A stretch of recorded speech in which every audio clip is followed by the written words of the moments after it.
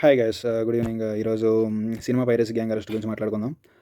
Hyderabad cyber crime police ఒక పెద్ద cinema piracy ర్యాకెట్ని bust చేశారు.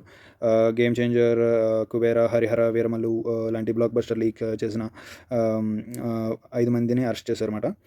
Gang leader Cyril Raj Tamil Nadu నుంచి క్రిప్టో ద్వారా ట్రాన్సాక్షన్స్ చేసి 500+ మూవీస్ని లీక్ చేశాడు. సిన్స్ 2020 నుంచి ఇదంతా జరుగుతుంది.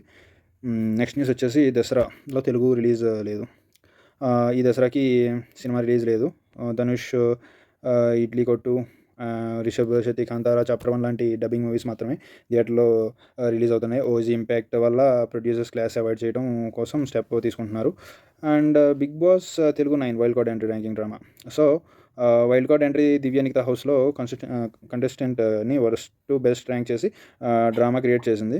ఫ్లోరస్ అయిన బాటంలో, భరణి టాప్లో హౌస్లో టెన్షన్ పెరిగిందన్నమాట. సో నెక్స్ట్ థింగ్ వచ్చేసి కాంతారా కాంట్రవర్సీ. హైదరాబాద్లో తెలుగు ప్రీ రిలీజ్ ఈవెంట్లో రిషబ్ శెట్టి కన్నడలో మాట్లాడటం వల్ల బ్యాక్ స్లాష్ వస్తుంది. సో నెటిజన్స్ బైకాట్కి కాల్ ఇస్తున్నారు. కానీ కాంతారా హైప్ మాత్రం తగ్గలేదు.